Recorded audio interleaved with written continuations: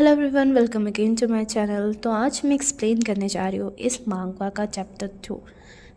Chapter 2 की starting में हमें यहाँ पर दिखाया जाता है कि यहाँ पर सुयोन अपनी फ्रेंड से बात कर रहा होता है और यहाँ पर साफ दिख रहा होता है कि उसकी फ्रेंड उससे बहुत ज़्यादा नाराज़ है। वो उसे बोल रही होती है, क्या तुम दोबारा बोल सकते हो जो तुम बोल रहे थे। यहाँ पर बस वुआन इस चीज़ के बारे में सोच रहा होता है कि उसे बिल्डिंग ए नहीं मिल रही है। वो बोल रहा होता है कहीं वो दूसरे रास्ते तो नहीं आ गया, और वो आसपास देखने लगता है। उसे उस कॉल पे उसका कोई ध्यान ही नहीं होता। उसकी फ्रेंड से बोल रही होती है कि तुमने मुझे कैसे नहीं बताया कि तुम कोरिया जाने वाले हो, तुम ये चीज़ मुझे कैसे नहीं बता पाए। यहाँ पर फिर वो बोल रही होती है क्या हमारी रिलेशनशिप इतनी अच्छी नहीं है कि तुम मुझे ये बात ना बताओ। यहाँ पर फिर वो आसपास देखते हुए बोल रहा होता है, डैनी हम जस्ट फ्रेंड हैं, सिर्फ फ्रेंड्स। और वो कह रहा होता है कि ऐसा नहीं है कि मैंने इसे सीक्रेट रखा था। यहाँ पर डैनी उसे बोल रही होती है कि सच में वुआन, ये इस चीज़ ने मुझे बहुत ज़्यादा हर्ट किया है। वहाँ पर वुआन बोल रहा होता है कि मैं तुम्हें हमेशा से कहता रहता था कि जब मैं 20 का हो जाऊँगा तो मैं कोरिया वापस आ जाऊँगा। और वो कह रहा होता है कि तुम कंप्लेन करने से अच्छा क्यों ना तुम मुझे मिलने आ जाओ कोरिया। यहाँ पर फिर उसकी फ्रेंड बोल रही होती है तुम सिर्फ 18 के हो। यहाँ पर तभी फिर वुआन बोलता है कि कोरियन एज के हिसाब से मैं 20 हो चुका हूँ। फिर डैनी बोल रही होती है क्या तुम अभी भी उस पर्सन को ढूंढना चाहते हो, क्या तुम उसे ढूंढने के लिए वहाँ आ गए हो। वुआन बोलता है कौन पर्सन।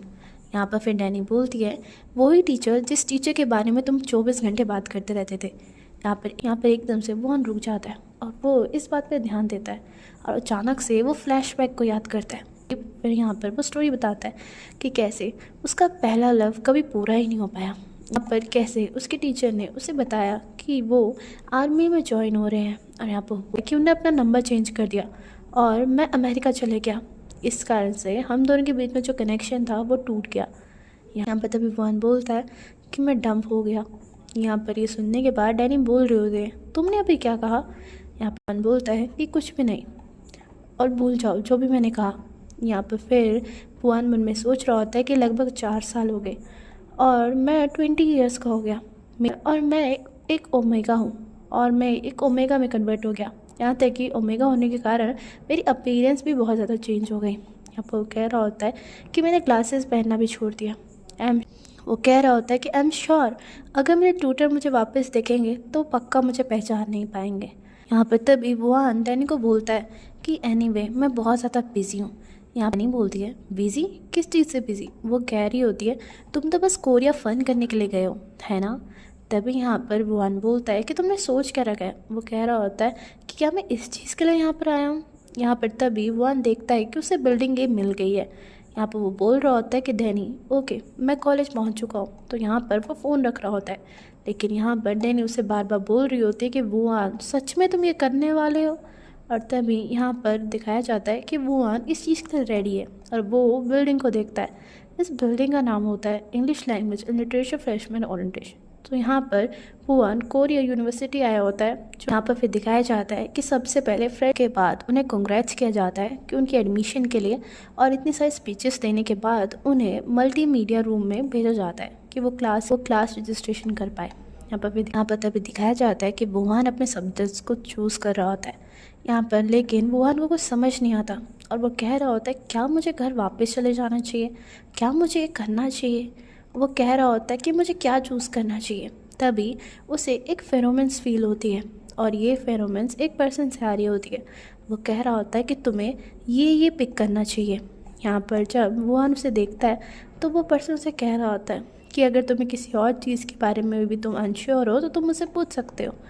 यहाँ पर फिर वुआन कह रहा होता है कि ये एक ओमेगा है। यहाँ पर वुआन फिर उसे लिबरल आर्ट कोर्स के बारे में पूछता है।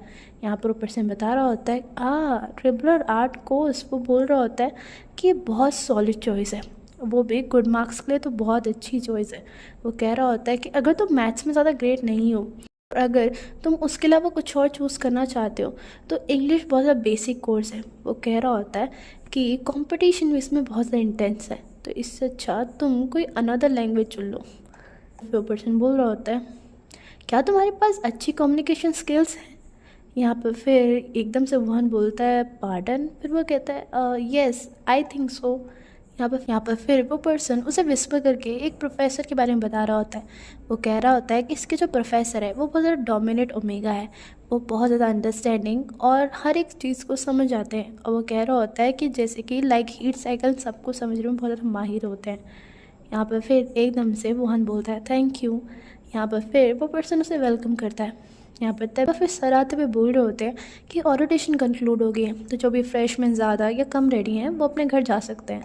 यहाँ दिखाया जाता है कि वो उन सीट से उठता है, वो दरवाजे से बाहर जा रहा होता है। तभी एक लेडी उसे देखती है, वो बोल रही होती है कि इसके बाद एक आफ्टर पार्टी है, और वो कह रही होती है क्या तुम उसे ज्वाइन करोगे।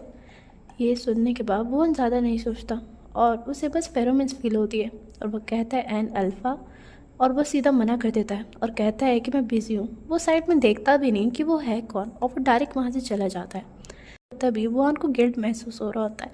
वो कह रहा होता है कि मुझे एक हार्श रियलिटी पता चली। वो कह रहा होता है कि सच में मैंने यूएसए के स्टेट यूनिवर्सिटी को छोड़कर यहाँ कोरिया अपने मॉम के साथ आना सही समझा। वो कह रहा होता है क्या ये बहुत ज़्यादा फुलिश डिसीजन था। यहाँ पर फिर वो ऊपर देखते हुए कह रहा होता है श्योर स्कूल के भी बहुत ज़्यादा एडवांटेज होंगे, लेकिन वो कह रहा होता है कि बस मैं एक्सपेक्ट नहीं कर रहा हूँ।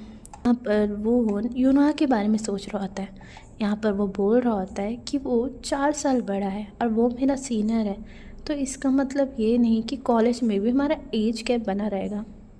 बोल रहा होता है कि सिंस वो एक बीटा है, अब वो यहाँ तक कि मिलिट्री गया है, तो वो वापस स्कूल में आएगा तो वो अभी 3rd ईयर स्टूडेंट होगा। क्या मैं उससे वापस मिल पाऊँगा। वो बस इसी चीज़ के बारे में ही सोच रहा होता है। वो कह रहा होता है कि ऑल थ्रू कि मुझे भी पता है कि ये बहुत ज़्यादा मुश्किल काम है।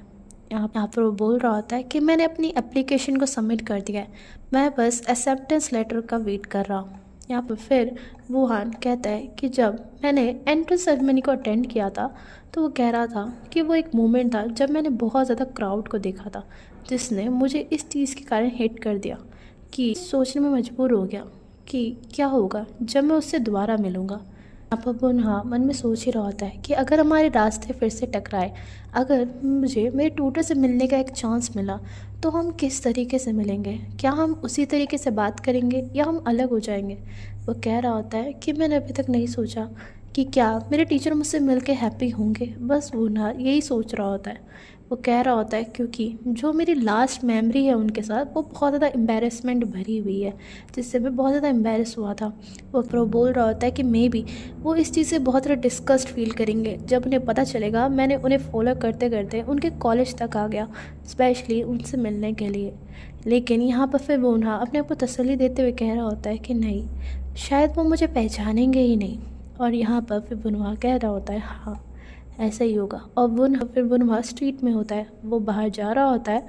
अब वो कह रहा होता है कि स्टिल मैं इस चीज़ से बहुत ज़्यादा ग्लैड हूँ कि यहाँ पर ज़्यादा अल्फ़ा नहीं है। यहाँ पर वो बोल रहा होता है कि क्या मुझे किसी टीचर असिस्टेंट से बात करनी चाहिए कि वो मुझे एक अल्फ़ा प्रोफेसर रिकमेंड करे। पर तभी बुनवा एक फेरोमेंस को स्मेल करता है और यहाँ पर वो देखता है कि उसके साइड में से एक पर्सन निकला है। यहाँ पर तभी बुनवा पीछे देखता है और कह रहा होता है कि ये एक प्रीशियस फेरोमेंस है जो कि एक डोमिनेट अल्फ़ा से आ रही है। और यहाँ पर जब वो पीछे देखता है तो एक पर्सन को दिखाया जाता है और यहाँ पर बुनवा बस उसे देखता ही रह जाता है। वहाँ पर फिर बुनवा कह रहा होता है कि मुझे ऐसा क्यों फील हो रहा है कि मैंने इस रियल प्रोफाइल को पहले भी कहीं देखा है, मतलब मैंने इस पर्सन को पहले भी देखा है।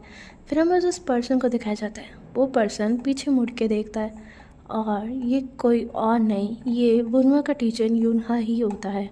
यहाँ पर ये देखने के बाद बुनवा बस शॉक हो जाता है और वो कह रहा होता है कि टाइम जैसे कि थम गया हो।